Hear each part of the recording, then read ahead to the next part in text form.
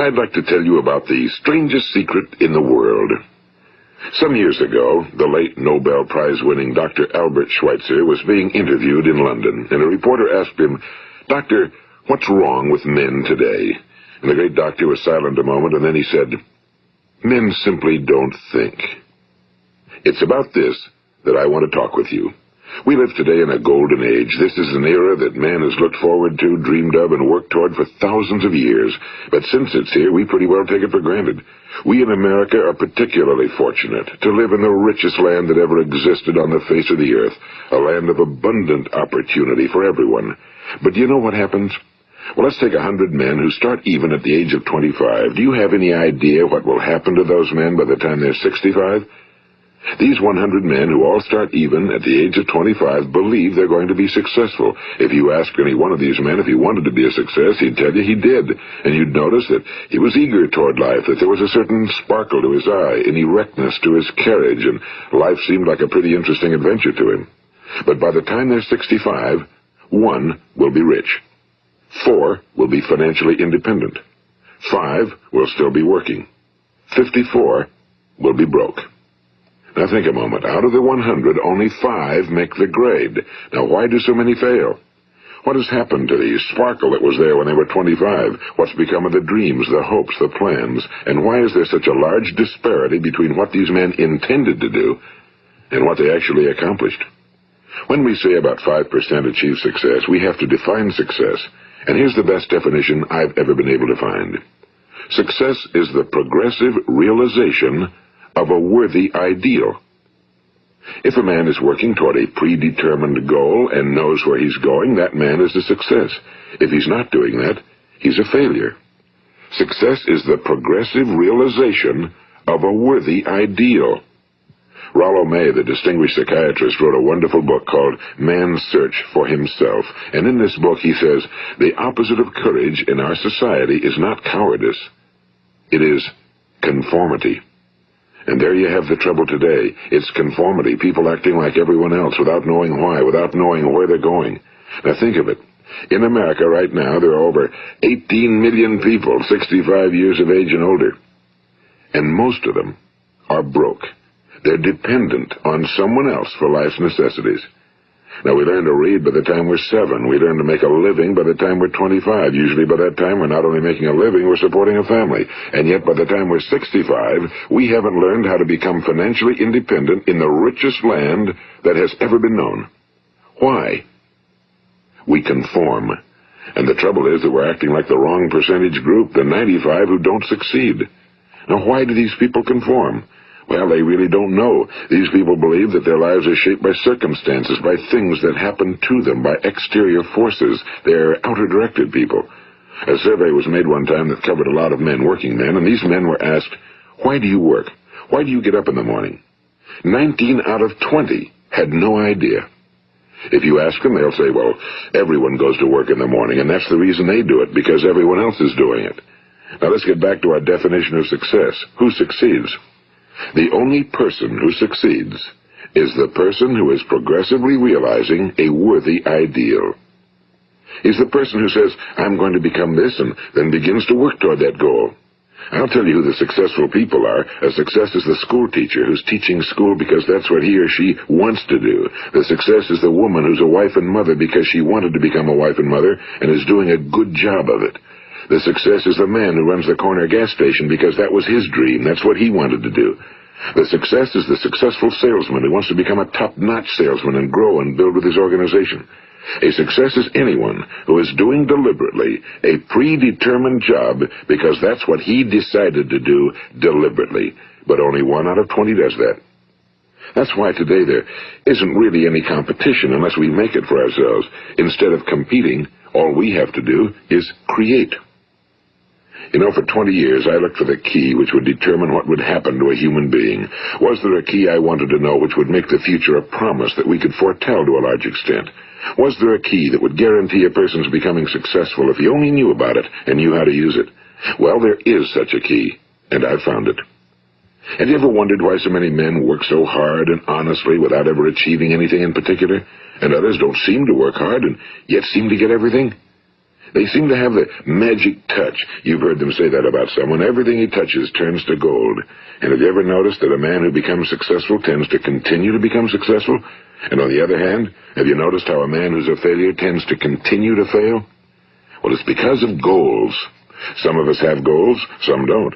People with goals succeed because they know where they're going. It's that simple. Think of a ship leaving a harbor, and think of it with the complete voyage mapped out and planned. The captain and crew know exactly where it's going and how long it'll take. It has a definite goal. Now, 9,999 times out of 10,000, it will get to where it started out to get. Now, let's take another ship, just like the first, only let's not put a crew on it or a captain at the helm. Let's give it no aiming point, no goal, no destination. We just start the engines and let it go. I think you'll agree with me that if it gets out of the harbor at all, it will either sink or wind up on some deserted beach, a derelict. It can't go anyplace because it has no destination and no guidance, and it's the same with a human being. Take the salesman, for example. There's no other person in the world today with the future of a good salesman. Selling is the world's highest paid profession, if we're good at it and if we know where we're going. Every company needs top-notch salesmen, and they reward those men. The sky's the limit for them. But how many can you find? Someone once said the human race is fixed, not to prevent the strong from winning, but to prevent the weak from losing. The American economy today can be likened to a convoy in time of war. The entire economy is slowed down to protect its weakest link, just as the convoy had to go at the speed that would permit its slowest vessel to remain in formation.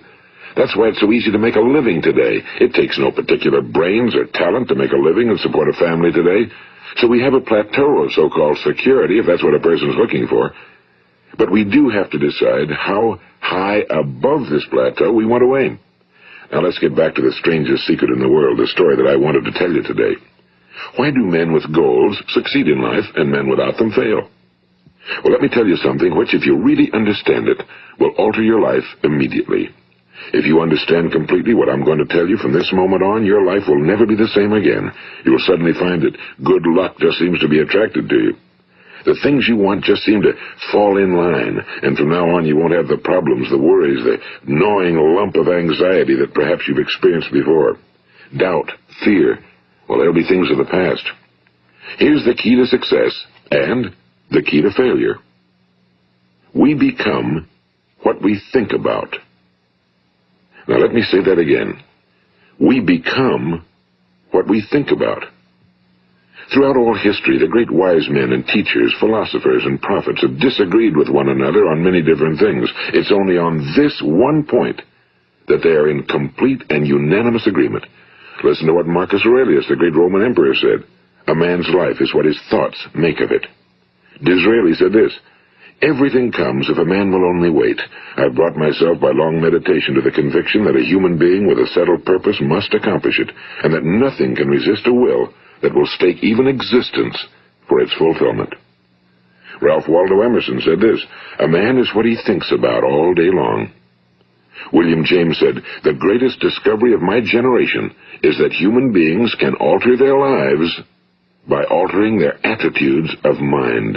And he also said, we need only in cold blood act as if the thing in question were real, and it will become infallibly real by growing into such a connection with our life that it will become real. It will become so knit with habit and emotion that our interest in it will be those which characterize belief. And he also said, if you only care enough for a result, you will almost certainly attain it. If you wish to be rich, you will be rich. If you wish to be learned, you will be learned.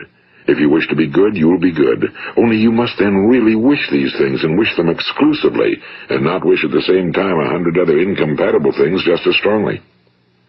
In the Bible, you read in Mark 9:23, if thou canst believe, all things are possible to him that believeth. My old friend Dr. Norman Vincent Peale put it this way, this is one of the greatest laws in the universe. Fervently do I wish I had discovered it as a very young man. It dawned upon me much later in life, and I found it to be one of the greatest, if not my greatest discovery outside of my relationship to God. The great law, briefly and simply stated, is that if you think in negative terms, you will get negative results. If you think in positive terms, you will achieve positive results. That is the simple fact, he went on to say, which is at the basis of an astonishing law of prosperity and success. In 3 words, believe and succeed. William Shakespeare put it this way: our doubts are traitors and make us lose the good we oft might win by fearing to attempt. George Bernard Shaw said, people are always blaming their circumstances for what they are. I don't believe in circumstances. The people who get on in this world are the people who get up and look for the circumstances they want, and if they can't find them, make them. Well, it's pretty apparent, isn't it? And every person who discovered this for a while believed that he was the first one to work it out. We become what we think about. Now, it stands to reason that a person who's thinking about a concrete and worthwhile goal is going to reach it, because that's what he's thinking about, and we become what we think about. Conversely, the man who has no goal, who doesn't know where he's going, and whose thoughts must therefore be thoughts of confusion and anxiety and fear and worry, becomes what he thinks about. His life becomes one of frustration and fear and anxiety and worry. And if he thinks about nothing, he becomes nothing. Now, how does it work? Why do we become what we think about? Well, I'll tell you how it works as far as we know. Now, to do this, I want to tell you about a situation that parallels the human mind. Suppose a farmer has some land, and it's good fertile land. Now, the land gives the farmer a choice. He may plant in that land whatever he chooses. The land doesn't care. It's up to the farmer to make the decision. Now, remember, we're comparing the human mind with the land because the mind, like the land, doesn't care what you plant in it. It will return what you plant, but it doesn't care what you plant. Now, let's say that the farmer has 2 seeds in his hand. One is a seed of corn. The other is nightshade, a deadly poison. He digs 2 little holes in the earth, and he plants both seeds, one corn, the other nightshade. He covers up the holes, waters, and takes care of the land, and what will happen? Invariably, the land will return what's planted. As it's written in the Bible, as ye sow, so shall ye reap. Now remember, the land doesn't care. It'll return poison in just as wonderful abundance as it will corn. So up come the 2 plants, one corn, one poison. Now, the human mind is far more fertile, far more incredible and mysterious than the land, but it works the same way. It doesn't care what we plant. Success, failure. A concrete, worthwhile goal, or confusion. Misunderstanding, fear, anxiety, and so on. But what we plant, it must return to us. You see, the human mind is the last great unexplored continent on Earth.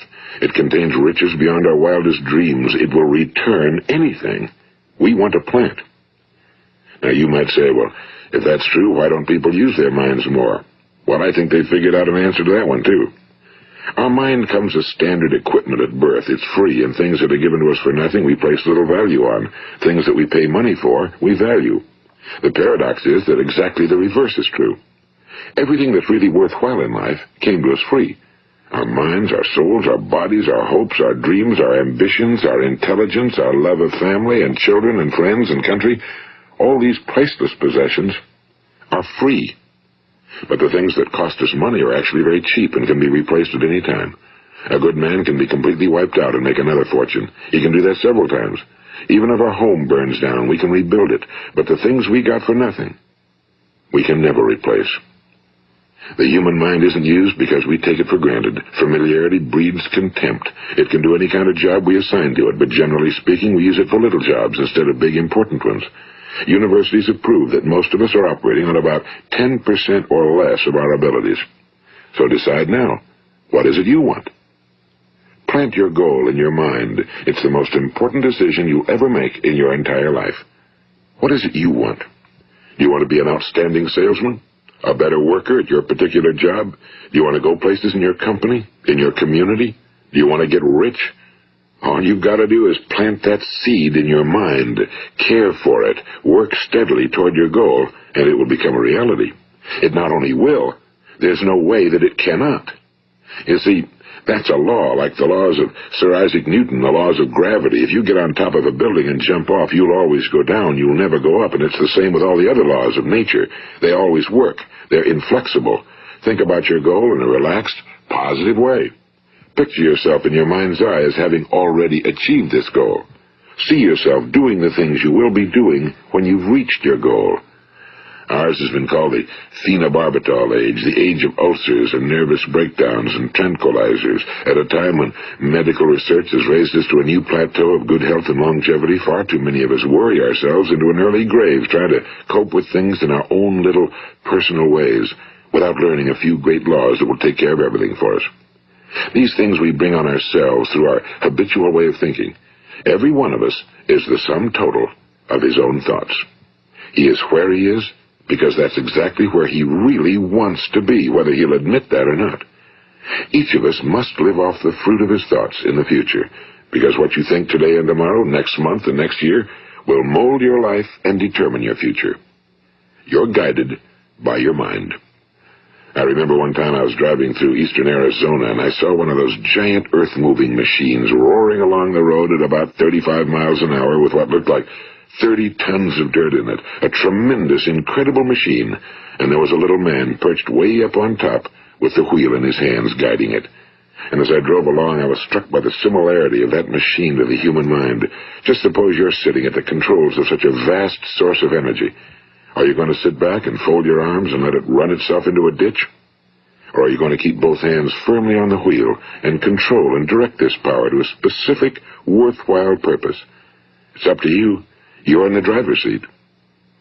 You see, the very law that gives us success is a two-edged sword. We must control our thinking. The same rule that can lead a man to a life of success, wealth, happiness, and all the things he ever dreamed of for himself and his family.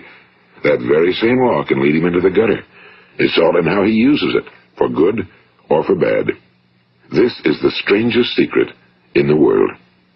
Now, why do I say it's strange, and why do I call it a secret? Actually, it isn't a secret at all. It was first promulgated by some of the earliest wise men, and it appears again and again throughout the Bible, but very few people have learned it, understand it. That's why it's strange, and why for some equally strange reason it virtually remains a secret. I believe that you could go out and walk down the main street of your town and ask one man after another what the secret of success is, and you probably wouldn't run into one man in a month who could tell you. Now, this information is enormously valuable to us if we really understand it and apply it. It's valuable to us not only for our own lives, but the lives of those around us, our families, employees, associates, and friends. Life should be an exciting adventure. It should never be a bore. A man should live fully, be alive. He should be glad to get out of bed in the morning. He should be doing a job he likes to do because he does it well. One time I heard Grove Patterson, the great late editor-in-chief of the Toledo Daily Blade, make a speech, and as he concluded his speech, he said something I've never forgotten. He said, "My years in the newspaper business have convinced me of several things. Among them, that people are basically good, and that we came from someplace, and we're going someplace. So we should make our time here an exciting adventure. The architect of the universe didn't build a stairway leading nowhere." And the greatest teacher of all, the carpenter from the plains of Galilee, gave us the secret time and time again. As ye believe, so shall it be done unto you. I've explained the strangest secret in the world and how it works. Now, on this side, I want to explain how you can prove to yourself the enormous returns possible in your own life by putting this secret to a practical test. I want you to make a test that will last 30 days. It isn't going to be easy, but if you'll give it a good try, it will completely change your life for the better. Now, back in the 17th century, Sir Isaac Newton, the English mathematician and natural philosopher, gave us some natural laws of physics which apply as much to human beings as they do to the movement of bodies in the universe. And one of these laws is that for every action, there is an equal and opposite reaction. Simply stated, as it applies to you and me, it means we can achieve nothing without paying the price. The results of your 30-day experiment will be in direct proportion to the effort you put forth. To be a doctor, you must pay the price of long years of difficult study. To be successful in selling, and remember that each of us succeeds to the extent of his ability to sell. Selling our families on our ideas, selling education in schools, selling our children on the advantages of living the good and honest life, selling our associates and employees on the importance of being exceptional people. To, of course, the profession of selling itself. But to be successful in selling our way to the good life, we must be willing to pay the price. Now, what is that price? Well, it's many things. First, it's understanding emotionally, as well as intellectually, that we literally become what we think about, that we must control our thoughts if we're to control our lives. It's understanding fully that as ye sow, so shall ye reap. Second, it's cutting away all fetters from the mind and permitting it to soar as it was divinely designed to do. It's the realization that your limitations are self-imposed and that the opportunities for you today are enormous beyond belief. It's rising above narrow-minded pettiness and prejudice. And third, it's using all your courage to force yourself to think positively on your own problem, to set a definite and clearly defined goal for yourself, to let your marvelous mind think about your goal from all possible angles, to let your imagination speculate freely upon many different possible solutions, to refuse to believe that there are any circumstances sufficiently strong to defeat you in the accomplishment of your purpose, to act promptly and decisively when your course is clear, and to keep constantly aware of the fact that you are, at this moment, standing in the middle of your own acres of diamonds, as Russell Conwell used to point out. And fourth, save at least 10% of every dollar you earn. It's also remembering that no matter what your present job, it has enormous possibilities, if you're willing to pay the price. Now let's just go over the important points in the price each of us must pay to achieve the wonderful life that can be ours. It is, of course, worth any price. 1. You will become what you think about. 2. Remember the word imagination and let your mind begin to soar. 3. Courage. Concentrate on your goal every day. 4. Save 10% of what you earn. And 5. Action. Ideas are worthless unless we act on them. Now, I'll try to outline the 30-day test I want you to make. Keep in mind that you have nothing to lose by making this test and everything you could possibly want to gain. There are 2 things that may be said of everyone. Each of us wants something, and each of us is afraid of something. I want you to write on a card what it is you want more than anything else. It may be more money. Perhaps you'd like to double your income or make a specific amount of money. It may be a beautiful home. It may be success at your job. It may be a particular position in life. It could be a more harmonious family. Each of us wants something. Now write down on your card specifically what it is you want. Make sure it's a single goal and clearly defined. You needn't show it to anyone, but carry it with you so that you can look at it several times a day. Think about it in a cheerful, relaxed, positive way each morning when you get up, and immediately you have something to work for, something to get out of bed for, something to live for. Look at it every chance you get during the day and just before going to bed at night. And as you look at it, remember that you must become what you think about, and since you're thinking about your goal, you realize that soon it will be yours. In fact, it's yours really the moment you write it down and begin to think about it. Look at the abundance all around you as you go about your daily business. You have as much right to this abundance as any other living creature. It's yours for the asking. Now we come to the difficult part. Difficult because it means the formation of what is probably a brand new habit, and new habits are not easily formed. Once formed, however, it will follow you for the rest of your life. Stop thinking about what it is you fear. Each time a fearful or negative thought comes into your consciousness, replace it with a mental picture of your positive and worthwhile goal. And there will come times when you'll feel like giving up. It's easier for a human being to think negatively than positively. That's why only 5% are successful. You must begin now to place yourself in that group. For 30 days, you must take control of your mind. It will think about only what you permit it to think about. Each day for this 30-day test, do more than you have to do. In addition to maintaining a cheerful, positive outlook, give of yourself more than you've ever done before. Do this knowing that your returns in life must be in direct proportion to what you give. The moment you decide on a goal to work toward, you're immediately a successful person. You are then in that rare and successful category of people who know where they're going. Out of every 100 people, you belong to the top 5. Don't concern yourself too much with how you're going to achieve your goal. Leave that completely to a power greater than yourself. All you have to do is know where you're going. The answers will come to you of their own accord and at the right time. Remember these words from the Sermon on the Mount, and remember them well. Keep them constantly before you this month of your test. Ask, and it shall be given you. Seek, and ye shall find. Knock, and it shall be opened unto you. For every one that asketh receiveth, and he that seeketh findeth, and to him that knocketh it shall be opened. It's as marvelous and as simple as that. In fact, it's so simple that in our seemingly complicated world, it's difficult for an adult to understand that all he needs is a purpose and faith. For 30 days, Do your very best. If you're a salesman, go at it as you've never done before, not in a hectic fashion, but with the calm, cheerful assurance that time well spent will give you the abundance in return you deserve and want. If you're a homemaker, devote your 30-day test to completely giving of yourself without thinking about receiving anything in return, and you'll be amazed at the difference it makes in your life. No matter what your job, do it as you've never done it before for 30 days. And if you've kept your goal before you every day, you'll wonder and marvel at this new life you've found. Dorothea Brand, the outstanding editor and writer, discovered it for herself and tells about it in her fine book, Wake Up and Live. Her entire philosophy is reduced to the words, act as though it were impossible to fail. She made her own test with sincerity and faith, and her entire life was changed to one of overwhelming success. Now, you make your test for 30 full days. Don't start your test until you've made up your mind to stick with it. You see, by being persistent, you're demonstrating faith. Persistence is simply another word for faith. If you didn't have faith, you'd never persist. If you should fail during your first 30 days, by that I mean suddenly find yourself overwhelmed by negative thoughts, you've got to start over again from that point and go 30 more days.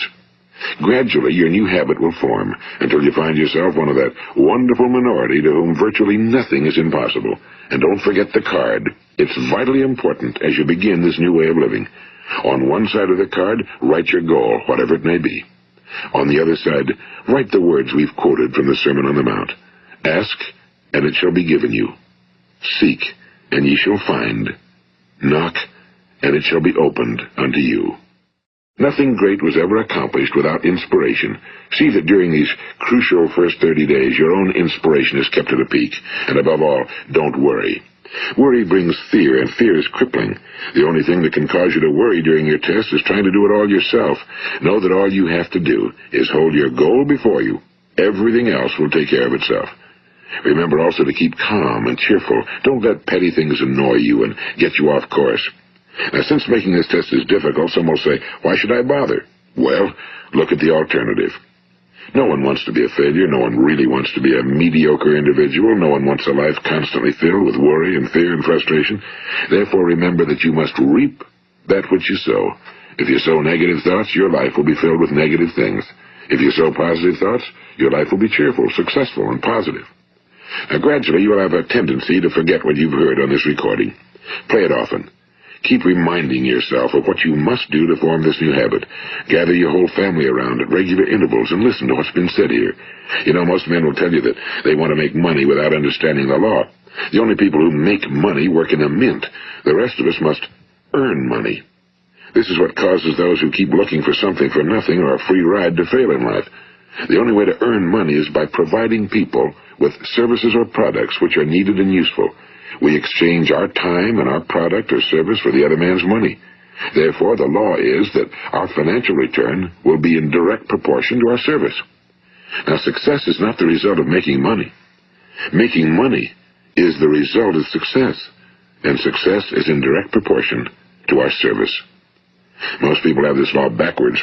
They believe that you're successful if you earn a lot of money. The truth is that you can only earn money after you're successful. It's like the story of the man who sat in front of the stove and said to it, "Give me heat, and then I'll add the wood." How many men and women do you know, or do you suppose there are today, who take the same attitude toward life? There are millions. We've got to put the fuel in before we can expect heat. Likewise, we've got to be of service first before we can expect money.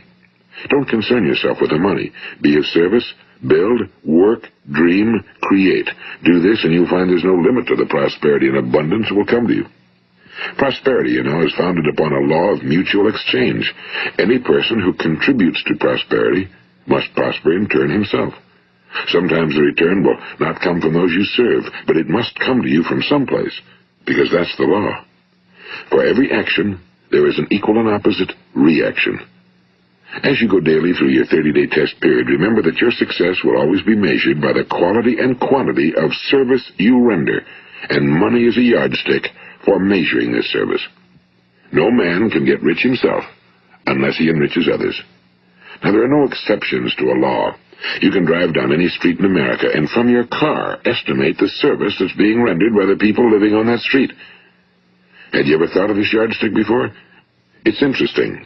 Some, like ministers and priests and other devoted people, measure their returns in the realm of the spiritual, but again, their returns are equal to their service.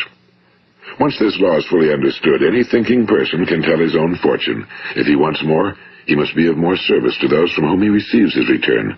If he wants less, he has only to reduce his service. This is the price you must pay for what you want. If you believe you can enrich yourself by deluding others, you can end only by deluding yourself. It may take some time, but just as surely as you breathe, you'll get back what you put out. Don't ever make the mistake of thinking you can avert this. It's impossible. The prisons and the streets where the lonely walk are filled with people who tried to make new laws just for themselves. We may avoid the laws of man for a while, but there are greater laws that cannot be broken. An outstanding medical doctor recently pointed out 6 steps that will help you realize success. 1. Set yourself a definite goal. 2. Quit running yourself down. 3. Stop thinking of all the reasons why you cannot be successful and instead think of all the reasons why you can. 4. Trace your attitudes back through your childhood and try to discover where you first got the idea you couldn't be successful, if that's the way you've been thinking. 5. Change the image you have of yourself by writing out a description of the person you would like to be. And 6. Act the part of the successful person you have decided to become. The doctor who wrote those words is a noted West Coast psychiatrist, Dr. David Harold Fink. Do what the experts since the dawn of recorded history have told you you must do. Pay the price by becoming the person you want to become. It's not nearly as difficult as living unsuccessfully. Make your 30-day test, then repeat it again, and each time it will become more a part of you until you'll wonder how you could ever have lived any other way. Live this new way and the floodgates of abundance will open and pour over you more riches than you may have dreamed existed. Money? Yes, lots of it. But what's more important, you'll have peace. You'll be in that wonderful minority who lead calm, cheerful, successful lives. Start today. You have nothing to lose, but you have a whole life to win. This is Earl Nightingale, and thank you.